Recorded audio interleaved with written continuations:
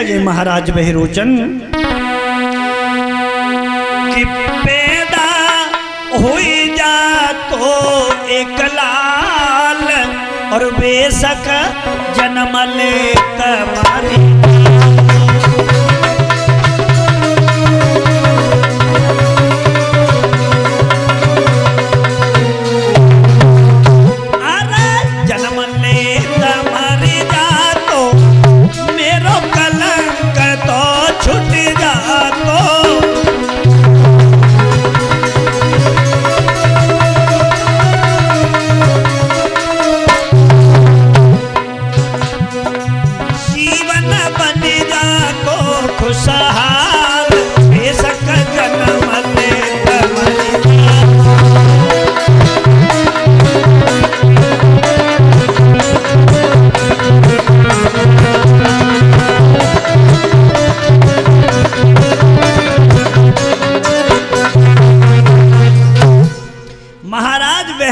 जो थे वो सोचने लगे हमारे घर में किसी पुत्र ने जन्म नहीं लिया, अब ऐसा करना चाहिए, अब मैं अपने प्राणों को छोड़ दूं वही बढ़िया है।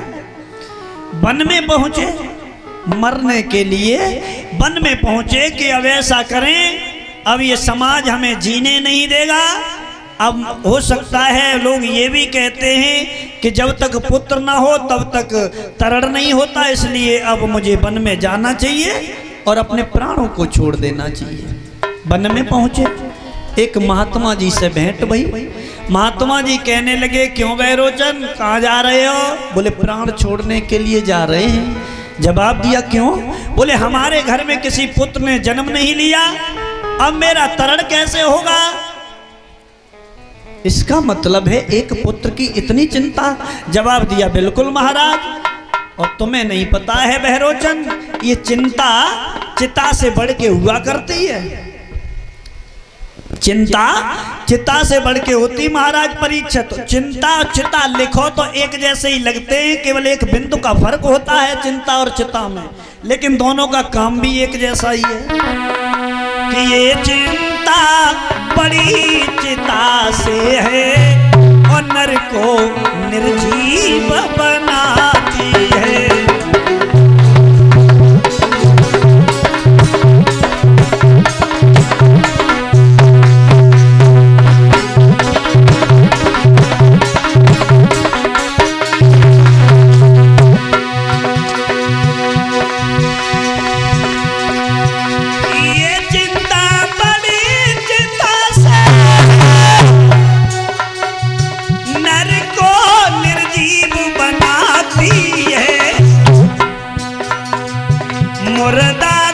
चिता जलाती है, चिंता जीवित को खाती है।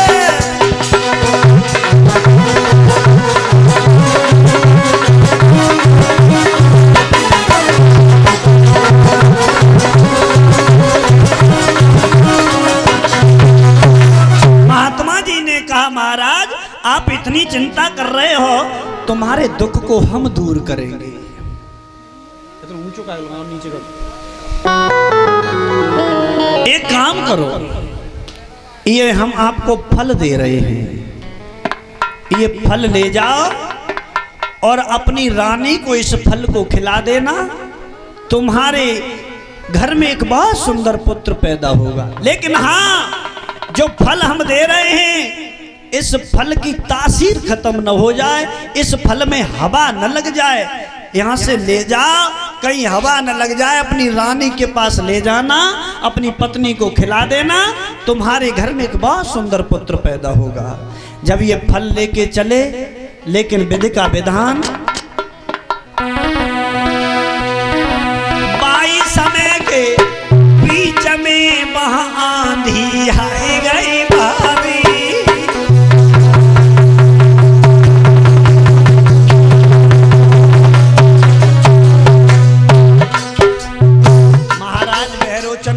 के चले, रास्ता में जा रहे थे, देखा बहुत दूर से बहुत तेज आंधी तूफान।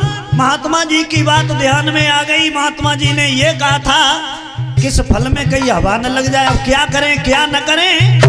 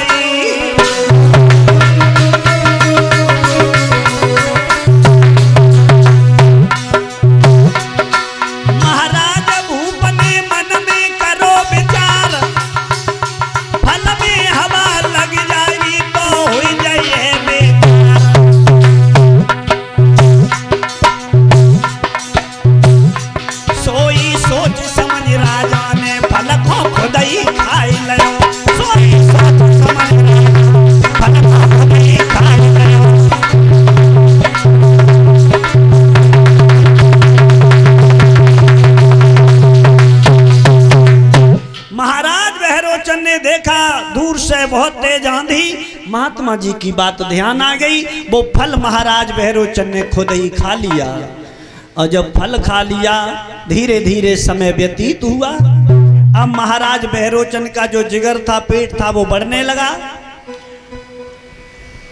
जब प्रसव का समय आया है, लोग सोचने लगे कि आखिर भैरोचन जो है उनका जिगर बढ़ रहा है, इस जिगर का चाकिया भैरोचन खत्म हो गए। उनसे एक पुत्र पैदा हुआ जिसका नाम बलि पड़ा।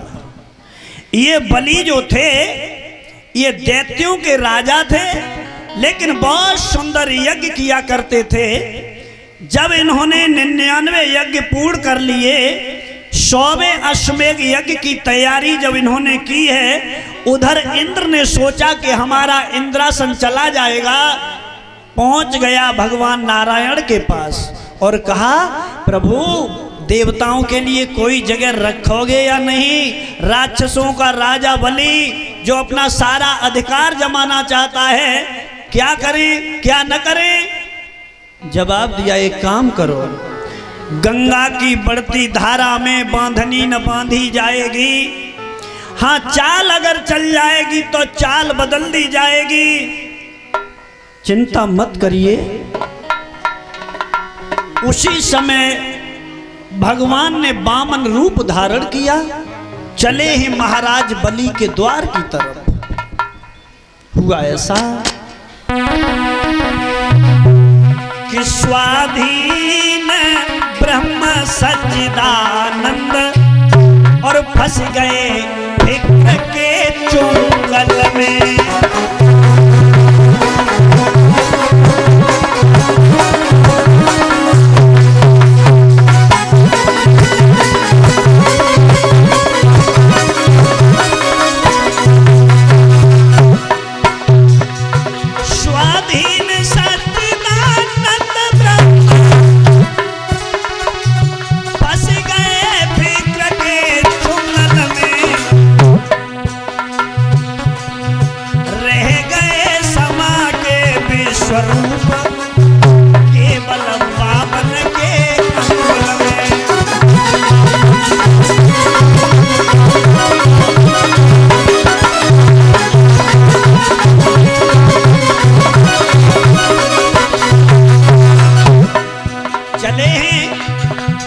छोटा सा रूप धारण करने के बाद प्रभु चले, तन पे वे पीतांबर न रहा, छोटा सा पीला कंबल है। वो शंख नहीं, वो चक्र नहीं, हाथों में दंड कमंडल है।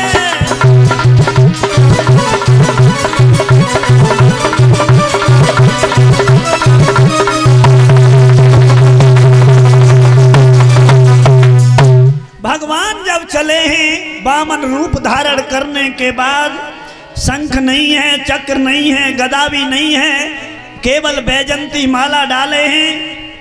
आधे तन पर वस्त्र हैं, आधा तन निर्वस्त्र है। मृगछाला धारण करके चले बलि के नगर में पहुंचे। बलि के दरवाजे पर जब पहुंचे, बलि ने आता हुआ देखा, आइए महाराज बड़ा सौभाग्य है हमारा जो आपके दर्शन हुए। संत महात्मा जगह जगह नहीं जाते, मेरा बड़ा सौभाग्य है जो आपके दर्शन हुए। बोले हैं बलि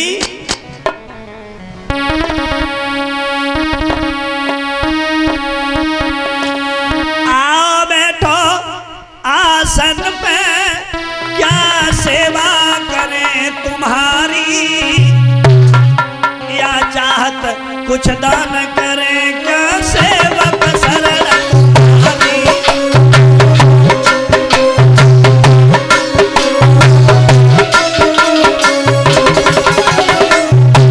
हे महात्मा जी, महात्मा दरवाजे दरवाजे नहीं जाते हैं, मेरा बड़ा सौभाग्य है जो आपके चरण कमल हमारे द्वार पर पड़े। आओ बैठो आसन पे, क्या सेवा करें तुम्हारी, क्या चाहत कुछ दान करूं, ये सेवक शरण तुम्हारी।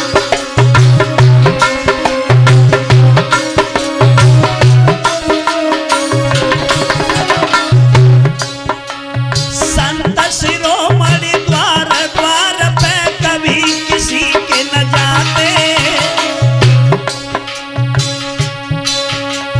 संत शिरोमणि द्वार द्वार पे कभी किसी के न जाते। होती है शुभ घड़ी संत के दरस भी हो पाते।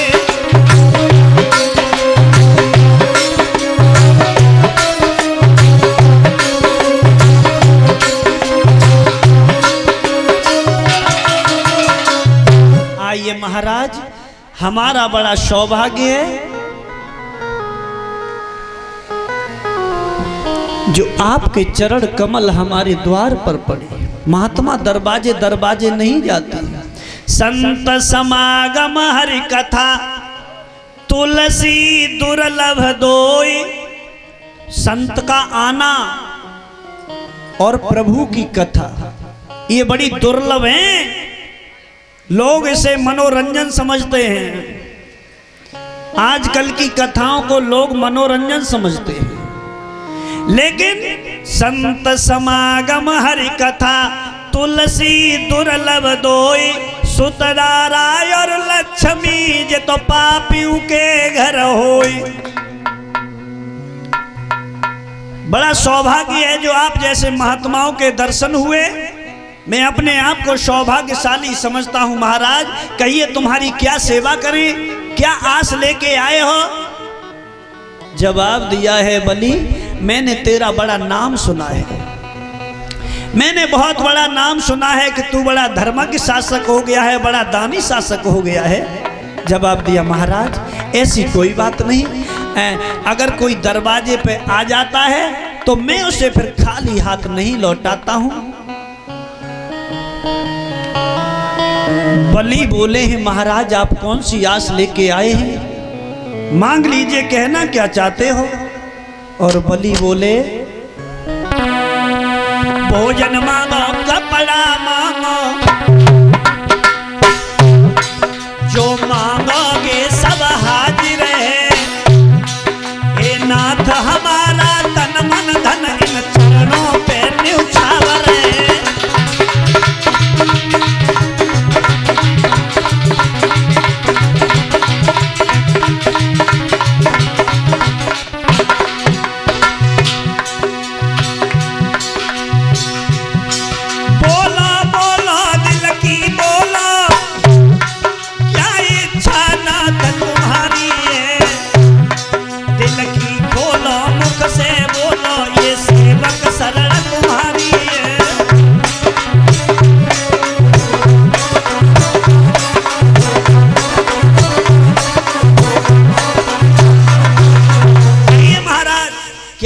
चाहते हो, क्या आस लेके आए हो।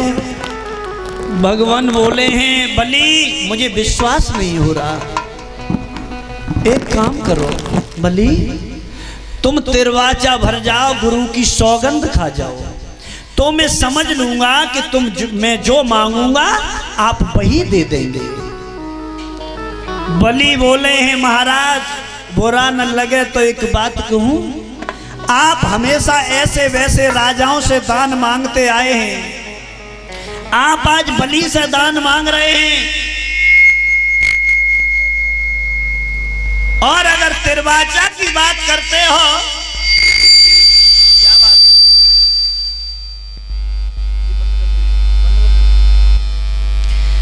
कोई बात नहीं, मैं तिरवाचा भरता हूं।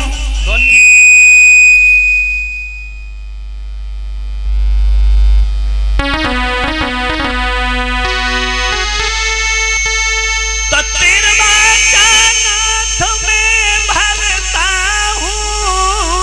वॉल्यूम बढ़ाओ।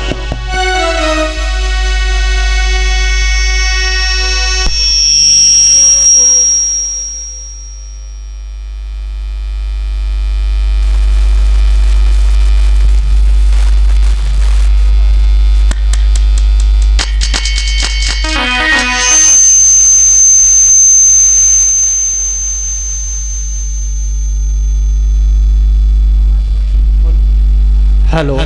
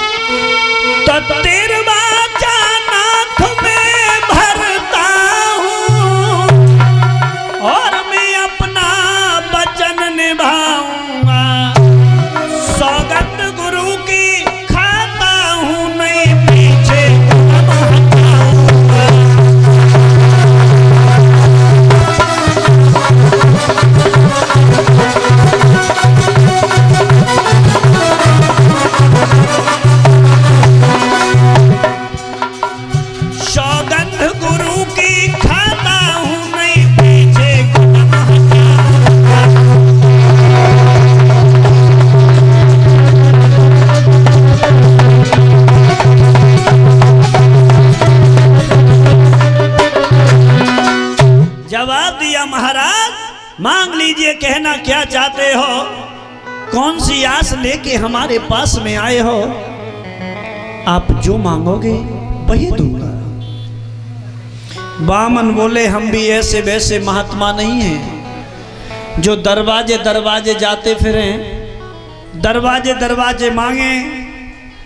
हम भी उसी दरवाजे जाते हैं जिस दरवाजे पर हमें मिलता है।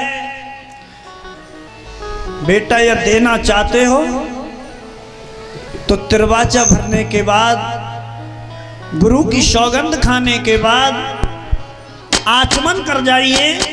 मुझे 3.5 कदम पृथ्वी चाहिए। 3.5 कदम पृथ्वी? अरे महाराज तुमने मांगा तो मांगा क्या, केवल 3.5 कदम पृथ्वी? 3.5 कदम पृथ्वी में तुम तो भजन भी नहीं कर पाओगे, और तुमने मांग नहीं पाया तो कोई बात नहीं, लाओ हम बताएं, हम दे दें आपको। बलि बोले बनवाई दे मंदिर साला है, ओ लड़कों के तू साला है।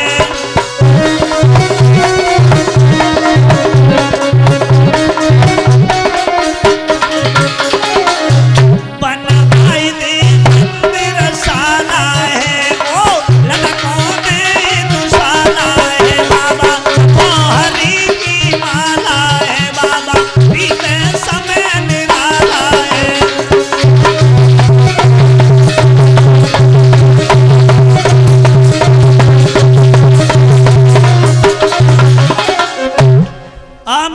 बात स्वीकार कर लीजिए, महात्मा जी आपके लिए एक मंदिर बनवा दें, एक आपके लिए बहुत सुंदर बाग लगवा दें, आपको दोशाला दे दें। बोले नहीं नहीं, मुझे ज्यादा कुछ नहीं चाहिए बेटा बलि, केवल 3.5 कदम मुझे पृथ्वी चाहिए,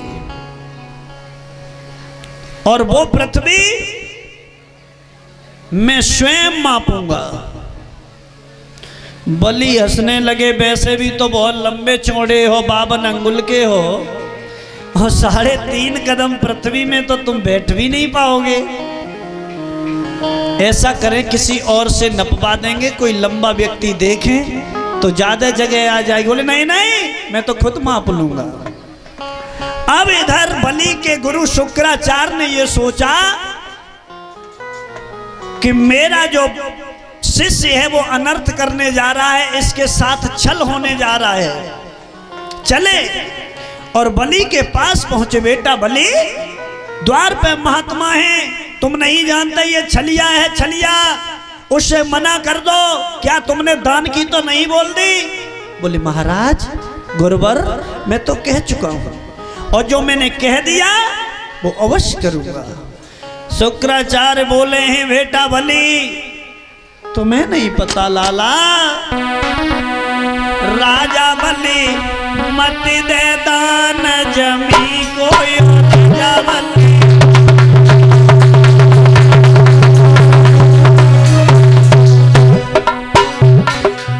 तुम्हें नहीं पता बेटा बलि,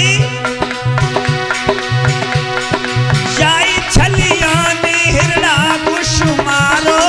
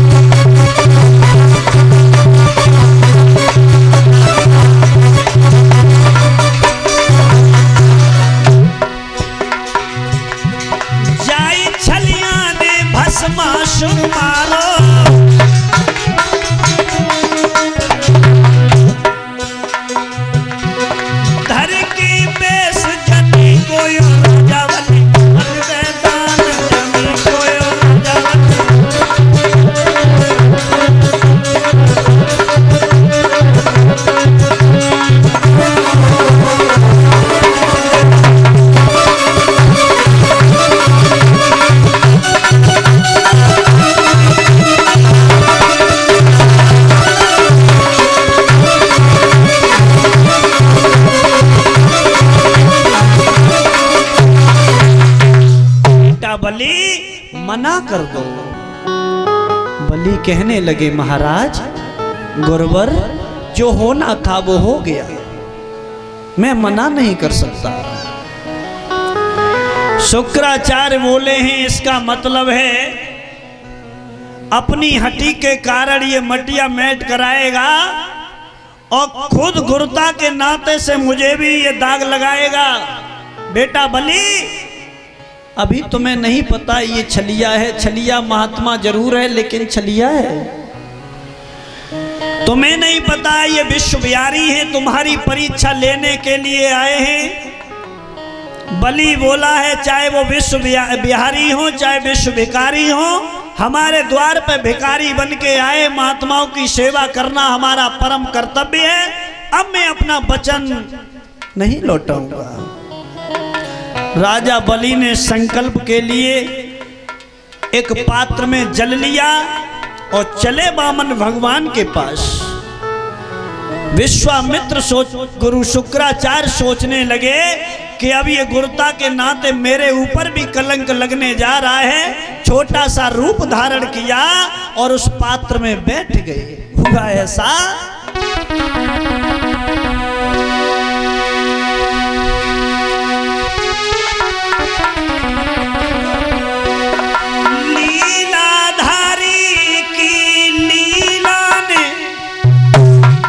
गुरु ने लीला दिखलाई डाली।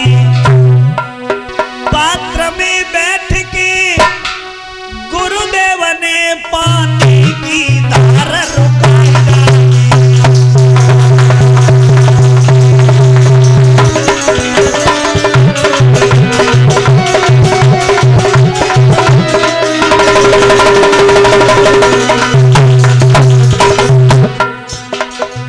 शुक्राचार्य ने अपना छोटा सा रूप धारण किया है और उस पात्र में बैठ गए। जहां से पानी निकलने को था उसी टोंटी में बैठ गए कि जब ये संकल्प में जल ही नहीं निकलेगा तो ये अपना प्रण पूर्ण कैसे करेगा। लेकिन वहां कुछ और हुआ।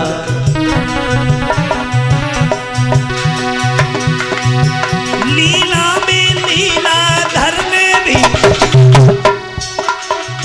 लीला की शाखा जोड़ना। अब कुश की नोक चला करके चटबाई आंखें फोड़ डाली।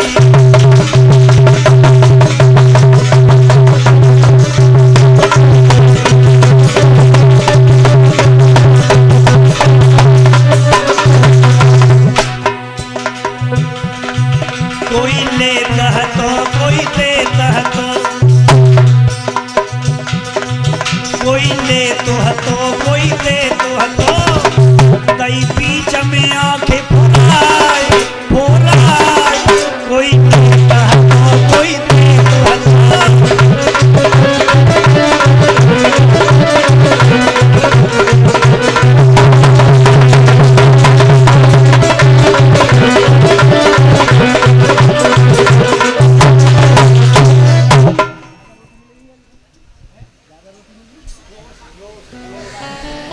शुक्राचार्य ने छोटा सा रूप धारण कर जो उस टोंटी में बैठ गए थे, कुश की नोक चलाई। जब जल की धार नहीं निकली, कुश की नोक चला करके शुक्राचार्य की बाईं आंख फूट गई। तो ध्यान रखना भक्तों, शुभ कार्य में अगर कोई शुभ काम करने जा रहा है, कोई धार्मिक काम करने जा रहा है, भगवान का भजन, भगवान का कीर्तन, भगवान का मंदिर बनवाने की सोच रहा है, भगवान की कथा कराने की सोच रहा है, अगर आप उसमें सहयोग न कर पाओ तो बीच में टांग भी मत अड़ाना। ध्यान रखना। शुक्राचार्य ने अपनी आंख को फोड़ लिया, आचमन किया है और संकल्प दिया। अब वामन भगवान चले हैं पृथ्वी नापने के लिए, और जैसे ही पृथ्वी को मापा है बस भक्तों वहीं पर गजब होने लगा।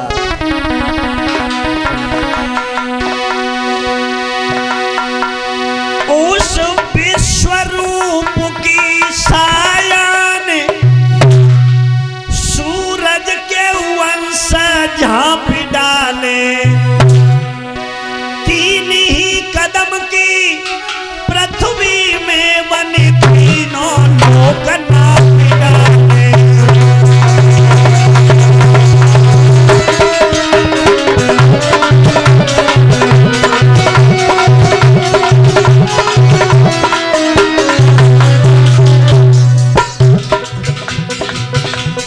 तीन कदम पृथ्वी में जब तीनों लोगों को माप लिया, बलि खड़े के खड़े रह गए। ये क्या हुआ, ये क्या हुआ।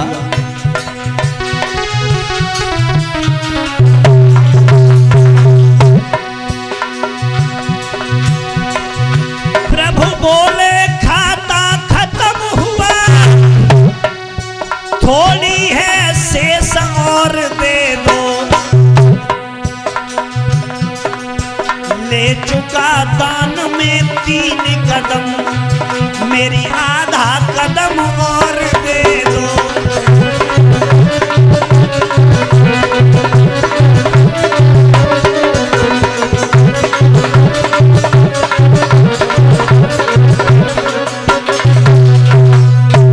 राजा बलि ने देखा, हृदय डगमगाने लगा। 3 लोक में भगवान ने 3 कदम में तीनों लोगों को नाप लिया, आधा कदम शेष रह गया। कहने लगे बलि अब मेरी आधा कदम पृथ्वी और दे दो। बल का हृदय है वो हिलने लगा।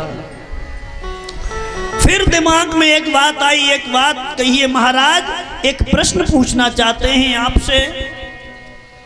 बलि बोले, वामन भगवान बोले कहिए।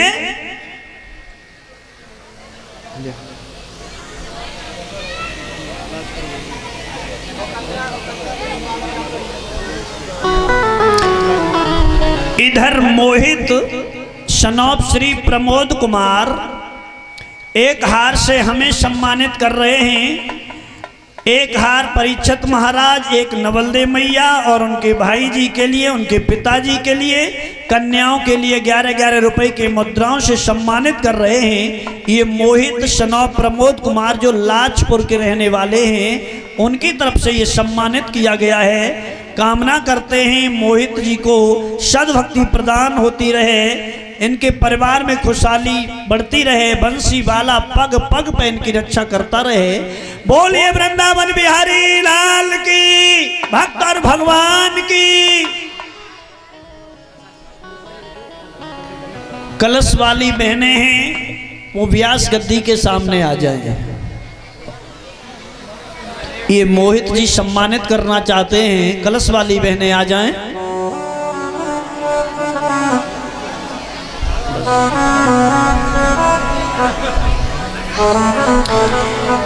ध्यान आप उसी बिंदु पर केंद्रित रखें। श्री सुखदेव जी समझाते हैं, हे राजन परीक्षित, बलि में वो बोले हैं वामन भगवान से, प्रभु 3 कदम में आपने तीनों लोगों को माप लिया, आपकी आधा कदम पृथ्वी और शेष रह गई है। लेकिन महाराज मेरा एक प्रश्न है, उसका जवाब देते जाइए।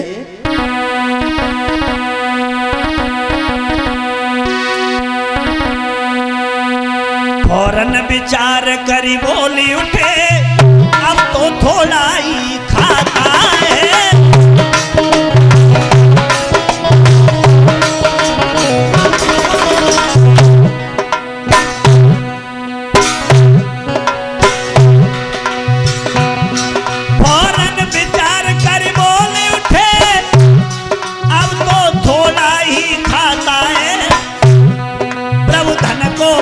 समझते हैं या बड़ा धनी कहलाता है।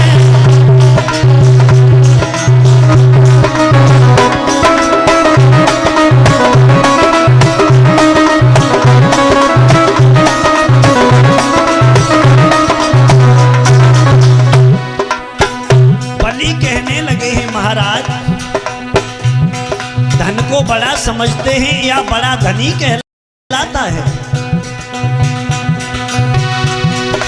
बोले धनी और धन में नौकर मालिक का नाता है। गोधन से शोभा होती है, पर बड़ा धनी कहलाता है।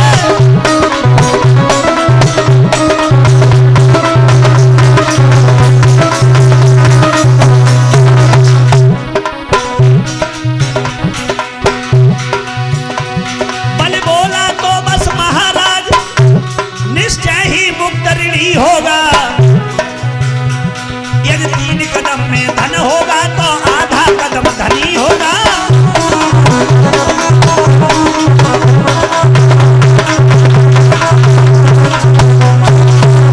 राजा बलि बोले हैं, स्वामी जी आपको सब कुछ दे चुका हूं, अब आप मेरे सिर से पीठ तक नाप जाइए अपनी आधा कदम पृथ्वी को और वचन पूर्ण कीजिए।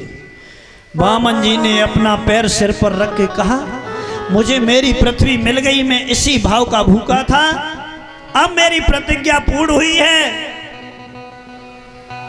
अपने स्वरूप में आकर के बोले हैं कि बेटा अब वरदान मांगो। बलि बोले हैं वरदान, और तुमसे भिखारी से भीख मांगे।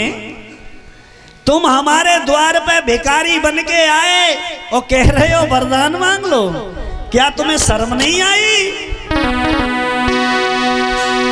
लाज भी मान में रही नहीं, तुमसे त्रिभुवन अधिकारी से परम मर्यादा ये कह रही है, क्या मांगू भीख भिखारी से।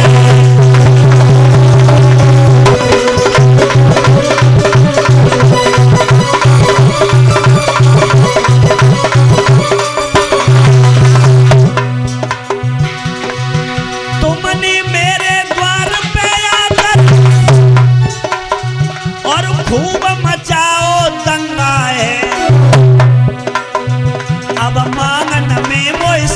लगे सामने खड़ो भिकमंगा है।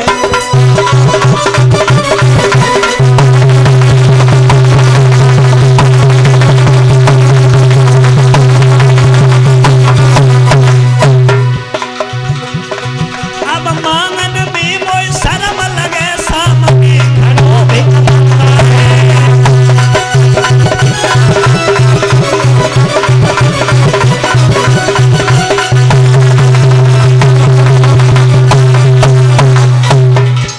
भगवान से बोले ही बलि, बेटा मुझे भिकमंगा बता रहे हो, वरदान मांग ले ओ बेटा, हम तेरी रक्षा करते हैं, पाताल लोक को दे करके तेरे साथ में रहते हैं।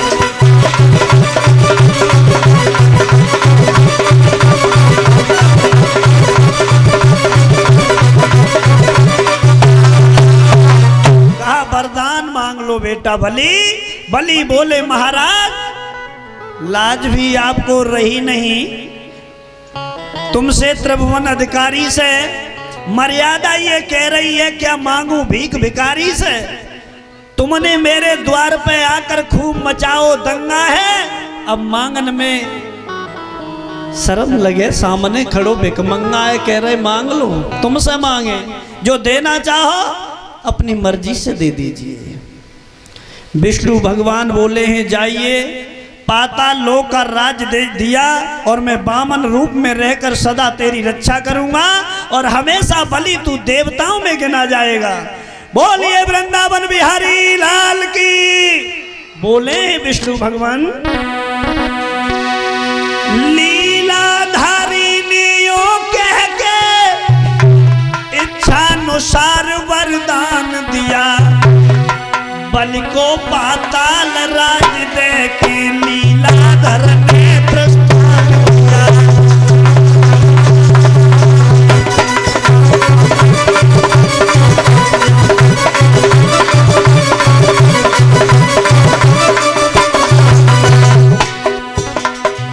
बलि को पाताल राज दे के लीलाधर ने प्रस्थान किया।